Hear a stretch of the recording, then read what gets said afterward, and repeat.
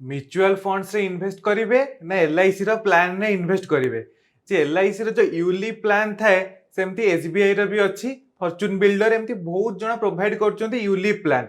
तो ULIP plan कौन ना मार्केट लिंक्ड प्लान। सेही प्लान ने आपन कौन हबो किछि लाइफ इंश्योरेंस मिलिबो आ आपन को पैसाटा आस्ते आस्ते ग्रो हबो। किंतु नॉर्मल इंश्योरेंस रे कौन होउची ना आपन जो प्रीमियम दउचନ୍ତି से प्रीमियम टा रिटर्न पाइबेनी। तो बहुत लोक भाबନ୍ତି जे धर प्रीमियम टा दबा आ केबे भी क्लेम करिबानी तामने से पैसाटा नष्ट। सेथिपई से कौन करନ୍ତି एमितिया स्कीम रे इन्वेस्ट करନ୍ତି जोथरे प्रीमियम दउथिबे आ से प्रीमियम बदल रे लास्ट किछि पैसा पाइबे। तो सेथरे कौन हुए ना लाइफ कवरेज टा भी बड़ रहिबनी रिटर्न भी बड़ आसीबनी। धरंतु आपण लक्षे टंका इन्वेस्ट कले प्रत्येक वर्ष ताले आपनकर लाइफ कवरेज सेही पाखापाखि 10 लाख टंका रहिबो।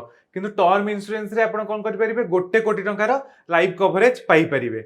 आ सेमती थोड़ा देखिबा जे म्यूचुअल फंड बढ़ी बढ़िका कौन हम 12-15% आपको रिटर्न दब। कि जिते भी यूलिप प्लान था से पाखापाखि एफडी भाई रिटर्न दियंती। से आपड़ आगे हिसाब करूँ आपको कौन दरकार जे कम रिटर्न दरकार कम लाइफ कवरेज दरकार ना बहुत अधिक रिटर्न आपको दरकार। आप गोटे टर्म इंश्योरेंस करदे 1 कोटी टंकार आपंकर लाइफ इंश्योरेंस रहिबो। सेटा निजे आपण भाबंतु।